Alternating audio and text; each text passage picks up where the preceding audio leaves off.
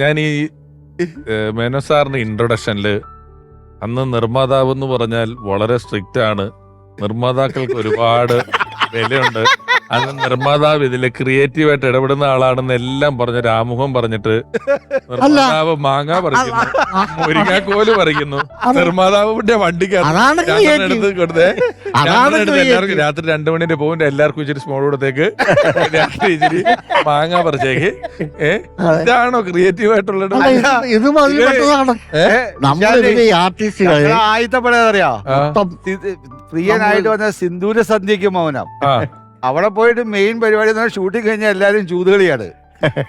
ചൂതോ? ഇതെന്താ മഹാഭാരത സദസ്സോ?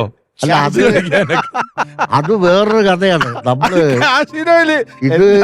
കാസിനോ അന്ന് ഇവിടെ ഈ ഷൊൾട്ടിയോപ്രോയില് നേപ്പാളിലും ഉള്ളു, ലാസ് വേഗസ് പോലെ. അപ്പോൾ അതേ ഷൊൾട്ടിയോപ്രോയിലാണ് ഞങ്ങൾ താമസിക്കുന്നതല്ല, 5 സ്റ്റാർ ഹോട്ടലാണ്. അതൊന്നും പുള്ളിക്ക് യാതൊരു കുറവില്ല, ലാവിഷാണ് പരിപാടിയല്ല. അതായത് അത് എന്ന് പറഞ്ഞു കഴിഞ്ഞാൽ ഈ പറഞ്ഞ മാതിരി കുടിയോ ഒന്നും ഞാൻ ഒളിച്ചു കൊണ്ടുപോയില്ല.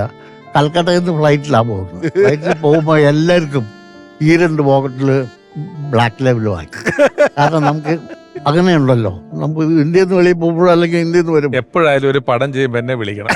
ഇതുവരെ ഒരാളോടും ചാൻസ് ചോദിച്ചിട്ടില്ല, ഒരാളോടും ചോദിച്ചിട്ടില്ല. അല്ല, ഞാന് പ്രതിഫലം കുറഞ്ഞാലും കുഴപ്പമില്ല, വേണ്ട.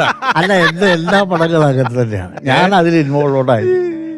ഏത് പടം എടുത്താലും അതിൽ ഞാൻ ഇൻവോൾവ്ഡ് ആവും. ഓർമ്മിക്കാൻ ഒരുപാടുണ്ട് ഐ വി ശശിയെ പറ്റി പറയാനുള്ളത്.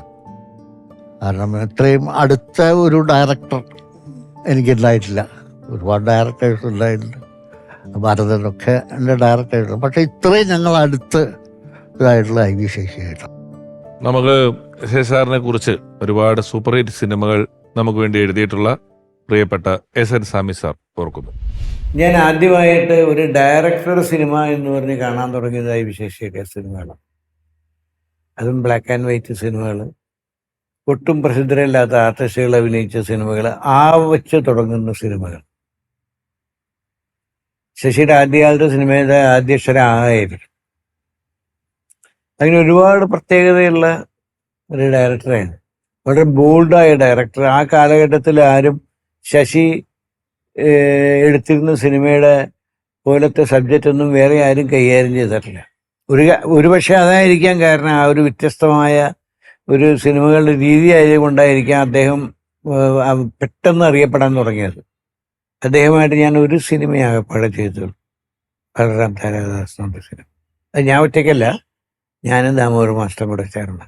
അപ്പോൾ ഇത്രയും പ്രഗത്ഭനായ ഒരു ഡയറക്ടർ, ഇത്രയും പ്രസിദ്ധമായ സിനിമകൾ എടുത്ത ഒരാൾ, MT വാസുദേവൻ നായർ, പത്മരാജൻ തുടങ്ങി ദാമോദർ മാസ്റ്റർ തുടങ്ങി മലയാള സിനിമയിൽ അറിയപ്പെടുന്ന എല്ലാ തിരക്കഥാകൃത്തുക്കളുടെയും സിനിമ സംവിധാനം ചെയ്തിട്ടുള്ള ഒരു അപൂർവ ഡയറക്ടറാണ് ഐ വി ശശി.